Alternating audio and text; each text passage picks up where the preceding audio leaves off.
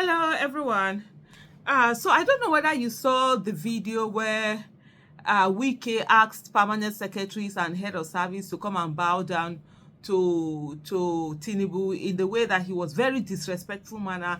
Oh yeah, come out, come out. The way he was shushing them and bringing them out, you would literally think that he was just bringing out some kids. Even kids, you are called them more respect than the way Wike called them out, and to the extent to be talking about, oh, he doesn't know any of them and all of that, and yet he knew their pastors. So you don't know them, but you know their pastors and their malams and their whatever. But anyway, that's I've already done a video on that whole thing. You can go and watch it, and even if you've not watched it, just take a look at that particular video that this person did, Wiki. Today, most of them have never dreamt in their life that they will ever get to the peak of their career. That is very, very important. Not just the infrastructure every day. So if you permit me, I don't know those beneficiaries, the permanent secretaries, I don't know where they are here. Come out so that you come out. Come out. You are the beneficiary. Come out. You are supposed to be the agent of Renew Hope, but come out and come out. Both women, both men, everyone. First, you and take a bow before Mr. President. The lucky ones. Your Excellency, these are the first set of permanent secretaries that you made. Head of service, are you not the permanent secretary? And that is their head of service. Your Excellency, these are the technical team now that we have. So I want to sincerely thank you. Now, most of them have been going to churches and mosques. They have been praying now that God should help them to be head of service. But it was not there before. For them to be head of service, it was not available. But now you have made it available. I know some of their pastors who have been praying for them. So I also told them that they should pray for me to recommend them to you. That is also very important. Yes, you saw it. It was that bad. I mean, the way people are being disrespected, people turned into nothing. But there's someone who made a brilliant analysis of all that whole event, not just particularly the Wike event, but the way that, these politicians and people get into power and they treat other people so shabbily and with such high-handedness, and stripping them of their dignity, their respect, their rights, and just treating them with such in such oppressive manner. And he said, I think this is someone called Remi Adekoya. He has his ex handle is at Remi Adekoya 1, and he said, I think one reason those who get to the top in Nigeria, because this is not a normal behavior. I think one reason those who get to the top in Nigeria act arrogant is to compensate themselves for the years of humiliations they suffered getting there. In climbing to top of Nigerian tree, you will prostrate, kneel down, and say thank you, sir, like 10,000 times on your way. Wike and Tinubu probably had to do all this themselves and many more. And then he went on to say, I think this phenomenon massively affects the leadership selection process in Nigeria. It is one reason why it's difficult to find people who value their dignity willing to enter Nigerian politics. I totally agree with that. That's one of the things where you can't come. I've seen, honestly, from personal experience, I've not been into the political space, but I've been within that place in certain areas, especially during election, and I see how these people sort of like worship. It's unbelievable. Allow themselves to be degraded. And so when you're looking different, they're looking at you as if, okay, you think you're different, whatever. So if somebody who really values their dignity, respect, will not go through all of those things that they do in the name of politics and getting into position. And he said, and it is why some good, smart people try Nigerian politics but can't stay the course. They find the required constant sucking up too difficult to bear, too undignified. So only those willing to shed their dignity remain in the game. And that's the thing that we must change. With your dignity, you will stay on. even if I don't get into that position, even if I don't win election, if I ever run for election, for me, it's not about winning, it's about saying to the people here, I'm willing to serve now. Even if you vote for me, fine, I'll serve you. If you don't vote for me, then it's good. We continue. You see that dignity that they try to strip people of. That's the reason why many people do not get into politics. And the country have been suffering because of that. Now, don't get me wrong, he said, all hierarchical, I hope I pronounced that right, systems, like political system, involve a rite of passage. Yeah, you are expected to pay your dues, he put it in quote, on the way up. This happens everywhere. But what those dues are in a system is what determines the kind and quality of people you will get in it.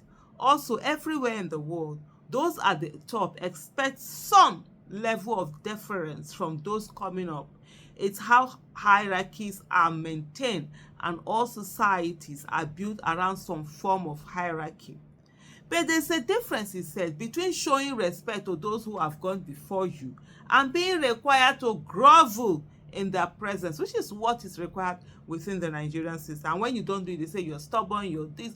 I would rather be stubborn than go about, licking every behind, no matter how smelly it is. I can't even lick nobody's behind or feet or whatever. Now, wait, that's not for me, honestly. And there are a lot of people who have that same mentality. So why don't we get in and find a path which doesn't have to go through anybody, and ensure that it's a path where dignity and respect, character, capacity, competence are part of the virtues that are needed and required, and just keep going until they break through. And I think one of the things people just expect that, oh, you get into politics today and you're going to succeed. No.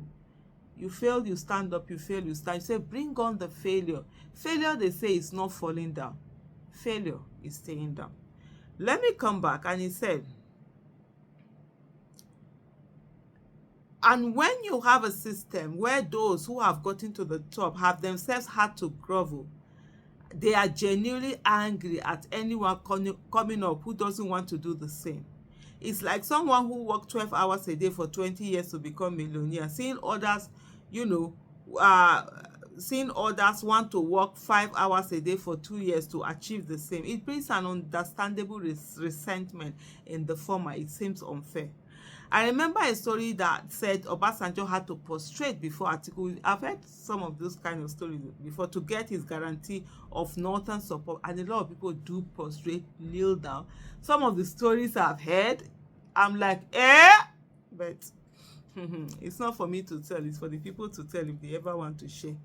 I remember a story that said Obasanjo had to prostrate before Atiku to get his guarantee of northern support for a second term, as apparently the previous agreement had been that OBJ would do one term and hand over to Atiku. Honestly, I knew that second term, if Atiku had really wanted to take over the presidency, he could have done a lot, because Atiku, in short, that first, Atiku was the most powerful person. It was after that second term that Obasanjo sort of like really got back the grasp of his power to do the things that he did. Otherwise, Atiku was really the most powerful person. And then when that whole third term issue came, they just sort of like, that's when they went off.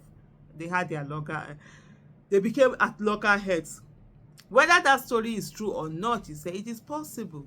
And that says a lot about the kind of humiliations people go through in Nigerian politics.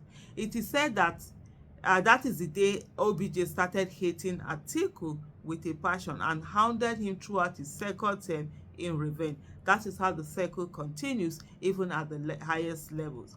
Then he continued to say, can the cycle be broken? Yes, he said.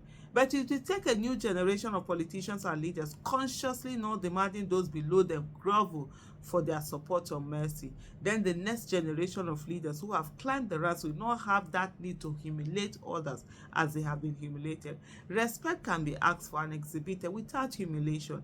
I'm very sure it is possible, and I'm sure it's possible in Nigeria. And one of the things, honestly, and this is not because I support Mr. Peter Obi or not, that's one of the qualities that Mr. Peter Obi has.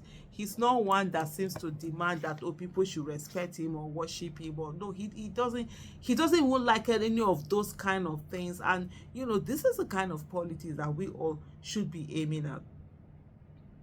And then he continued to add and said, First of all, this is not really okay. So somebody replied him and said he didn't suffer anything. He became chairman of the second richest local government by IGR in Nigeria at 31.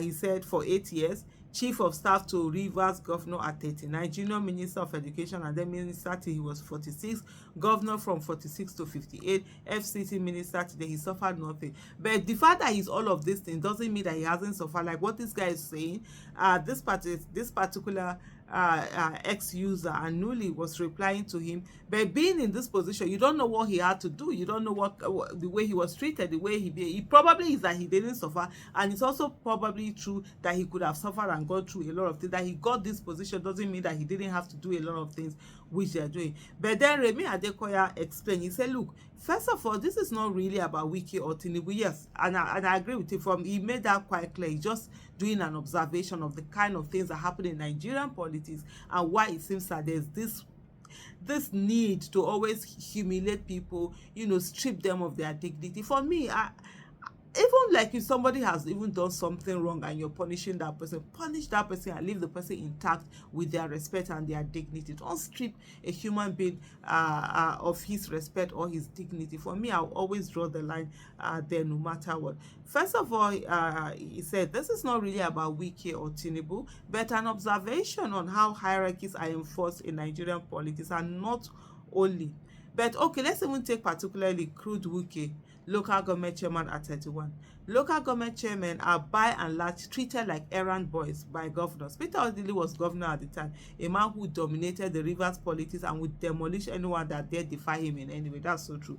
Peter Odili was a force. There was Peter Odili, there was the Cross River State governor. What's his name now? Oh Lord, I'm looking at his face now just to say I don't know why I always have issues with names. And those are the people that when this person Jonathan was chosen as running mate, I was like, why Jonathan? See all of these people that could have done this thing or whatever.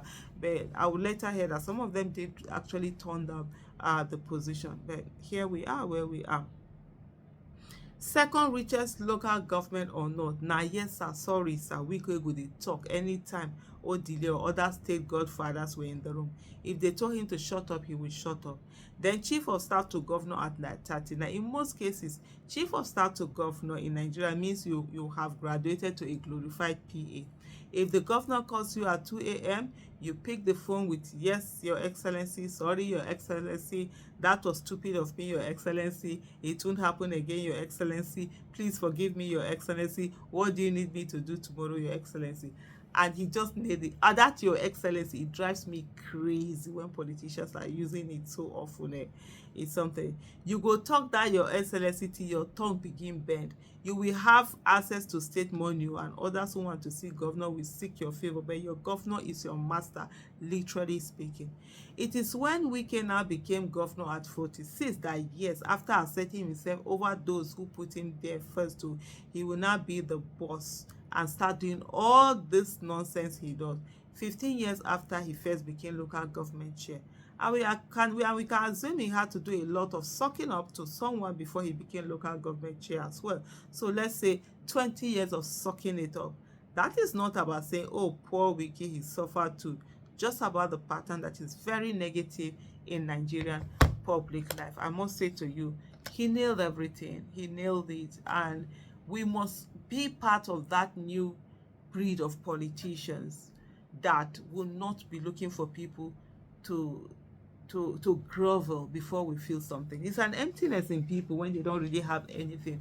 That's why you now want people to be worshiping you. If you know you have something, people will respect you even when you don't have any power, you don't hold any position, you are not in anything. You will have that kind of influential leadership that you would be able to exude, and people will give you that respect. So thank you so much for watching, and bye. Thank you every one of you that always watch my video, subscribe, and you know share, like.